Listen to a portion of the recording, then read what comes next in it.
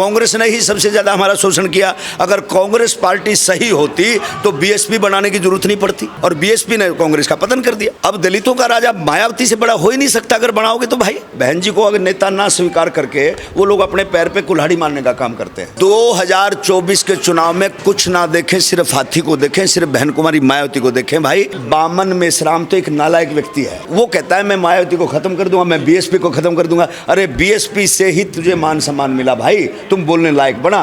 BSP के बगैर यहाँ कैडर कहाँ था, कौन जानता था बताओ। बैकवर्ड गहरी नींद से सोया पड़ा है और बैकवर्ड अपने आप को हिंदू समझ रहा है, जबकि वो लोग नहीं चाहते कि इनकी जनगणना हो। अब जनगणना होगी तो उसी हिसाब से इनको सीटें देनी पड़ेगी, उस हिसाब से इनको नौकरी देनी पड़ेगी।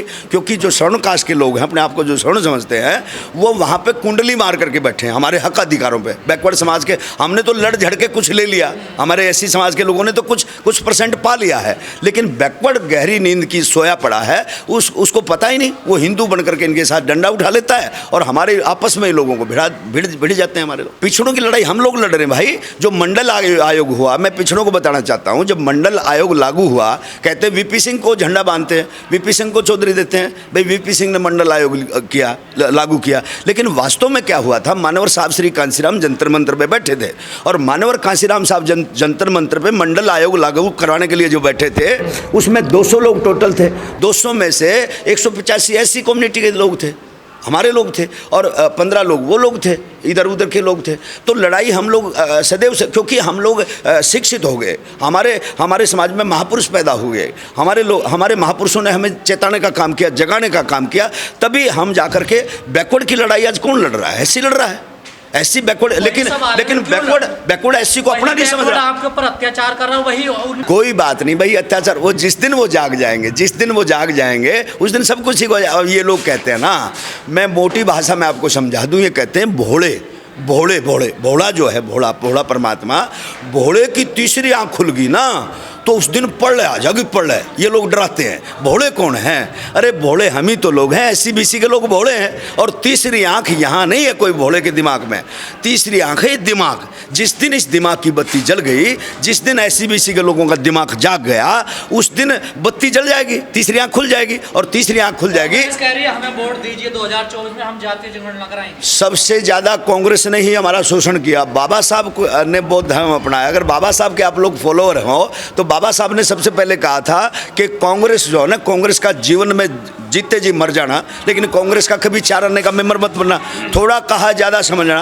कांग्रेस ने ही सबसे ज़्यादा हमारा शोषण किया। अगर कांग्रेस पार्टी सही होती तो बीएसपी बनाने की जरूरत नहीं पड़ती, है ना। मानवर कांसीराम साहब ने बीएसपी इसीलिए तो बनाई थी क्योंकि कांग्रेस ने हमारा शोषण किया था और बीएसपी ने कांग्रेस का पतन कर दिया। क्या करें, लोग कह रहे हैं बीएसपी तो खत्म होगी, तो अब कोई रास्ता? बीएसपी कहाँ खत्म होगी भाई? बीएसपी अपनी जगह पे सही है। बीएसपी बहन जी के ऊपर कोई हम लोग टिप्पणी नहीं कर सकते, क्योंकि माननीय बहन जी ने उस समय, जिस समय साधन नहीं होते थे, जिस समय गाड़ियाँ नहीं होती थी, उस टाइम जो 2 चोटियाँ लेकर के माननीय बहन जी बाल्यावस्था में, जवानी के पहरे में, उस समय एक अकेली लड़की ने कितना संघर्ष किया, गली से उठ करके। आज उन्होंने तो कितनी, ये कौन लोग हैं दलित समाज के जो कहते हैं बीजेपी की बी टीम है मायावती? ये वही लोग हैं जिनके दिमाग में कीड़ा है, जिनका जो लोग महामूर्ख हैं, जो ब्राह्मणवाद में घिरे पड़े हैं, वही लोग इस बात को करेंगे। जो शिक्षित वर्ग है, जो पढ़ा लिखा युवा है, जो पढ़े लिखे लोग हैं, जिन्होंने कैडर को पढ़ लिया, वो कोई भी सवाल जवाब नहीं कर सकता। क्योंकि एक चीज़ देखिए आप, जैसे इन लोगों ने मंदिर बना करके, कहीं शेरावाली का, कहीं बालाजी का, कहीं हजारों साल से इन लोगों ने मंदिर बना करके हमारे ऊपर राज किया है। इन लोगों ने जो महापुरुष इनके पैदा नहीं हुए उनको भी जिंदा कर दिया। अयोध्या के अंदर कोई राम पैदा नहीं हुआ। मैं चैलेंज के साथ कहता हूँ, तथागत बुद्ध के अवशेष मिलते हैं अयोध्या के अंदर। अयोध्या क्या है? हमारे भंतों का कत्ल किया गया और उसमें कहा गया ए योद्धा। अब यहाँ कोई योद्धा नहीं बचा, जबकि वहाँ पे हमारा राजा वीरद्रथ को मारा गया था। राजा वीरद्रथ को रावण का नाम दिया गया, दशानंद मारा गया। हमारा 10वां राजा मारा था। हमारे राजा 10 हुए उस समय। तथागत बुद्ध ने प्रयास किया, लोगों को जगाया, हमारे हम लोग 10 राजा बने। अब दलितों का राजा मायावती से बड़ा हो ही नहीं सकता। अगर बनाओगे तो भाई दलितों का राजा फिलहाल जो है ना, मायावती से बड़ा कोई राजा नहीं हो सकता। मैं इसलिए कह रहा हूँ क्योंकि बहन जी ने, जिसको बोलना नहीं आता था उसको बीएसपी ने बोलना सिखाया। जिसको कैडर का पता नहीं था, मनोहर कांशीराम साहब ने इस देश में हजारों किलोमीटर साइकिल चला करके इस मिशन मूवमेंट को जिंदा किया। कोई नहीं जानता था, सैनी समाज के लोग भी नहीं जानते थे कि तुम्हारा कोई महापुरुष, तुम्हारा कोई ज्योतिबा फुले था। सैनी समाज के लोगों को किसने जगाया? साहब कांशीराम ने जगाया।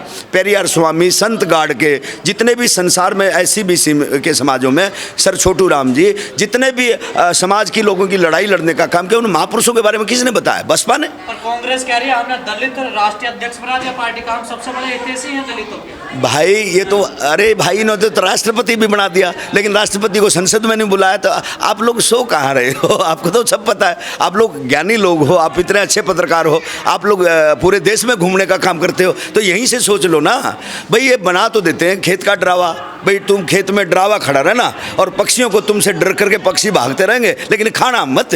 घर तेरा नहीं है, माल तेरा नहीं है। ये तो बस एक हमारे ऊपर घर बसपा ही है। बसपा से बड़ा कोई घर नहीं है आज के दिन। आगे आने वाले समय में देखते हैं क्या रहेगा। गौतम तो अब रो रही है, देखिए कह रही पहले प्रियंका करती थी, आज मायावती कर रही है। तो ठीक है ना, उसकी अकल ठिकाने आ गई भाई, अकल ठिकाने आ गई तभी तो बात बनेगी।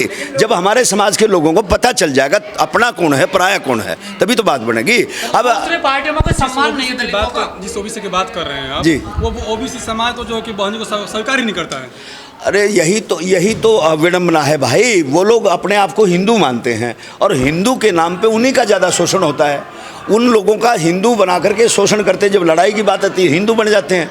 और इसीलिए वो लोग अपने, देखो बहन जी को अगर नेता ना स्वीकार करके वो लोग अपने पैर पे कुल्हाड़ी मारने का काम करते हैं। देखो मानवर साहब श्री कांशीराम बीएसपी बनाई, मानवर साहब श्री कांशीराम, उनको पता ही नहीं, जिनको ये बोलते हैं कश्यप साहब, सैनी साहब, अब जिनको बोलते हैं मेहरा साहब, मतलब आदर सहित जो गोत्र आपको मिले, जो चौधरी शब्द मिला, ये बसपा की देन है। मानवर कांशीराम साहब के पास कुछ बैकवर्ड समाज के लोग गए कि उन्होंने कहा कि हमें लोग जो है ना, हमें लोग सम्मान नहीं देते। हमें कोई कहता भाई आप अर्डू भाषा में हरियाणा में बता दूं, कुम्हार को बोलते थे लीड भुड़स, ये तो भाई इस तरह से कुर्डी भूनते हैं, या माड़ी को बोलते थे तुम लोग पेड़ पौधे लगाने का काम करते हो, मतलब घृणा की दृष्टि से वो लोग देखते थे। मानवर साहब श्री कांशीराम जी ने कहा कि आप अपने सामने आदर्श का शब्द लगाना शुरू करो, अपनी जाति पे गर्व करो। जब तुम खुद गर्व करोगे, लोग गर्व करना शुरू कर देंगे।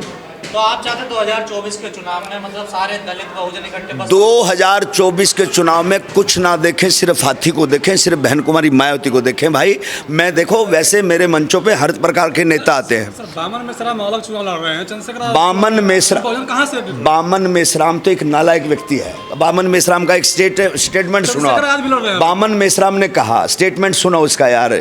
जब जो पढ़े लिखे लोग हैं, जो जिनको बोलते हैं बाम सेफ है, अब बाम सेफ के सभी लोगों को ने कब्जा रखा है। अच्छा धनाढ्य बना बैठा है और वो कहता है मैं मायावती को खत्म कर दूंगा, मैं बीएसपी को खत्म कर दूंगा। अरे बीएसपी से ही तुझे मान सम्मान मिला भाई, तुम बोलने लायक बना। बीएसपी के बगैर यहाँ कैडर कहाँ था?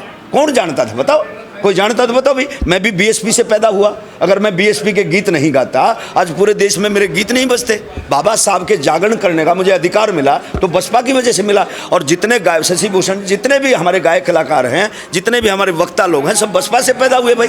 वो स्वीकार करें या ना करें। आप एक पार्टी नहीं है और पार्टी बना के लोग तोड़ रहे हैं, बात कर रहे हैं। भाई मेरी बात सुनो। देखो मैं दल, जब भाई चंद्रशेखर ने भीम आर्मी बनाया, मुझे बड़ा अच्छा लगा, मुझे बहुत गर्व हुआ। मैंने कहा भाई आपने बहुत अच्छा काम किया।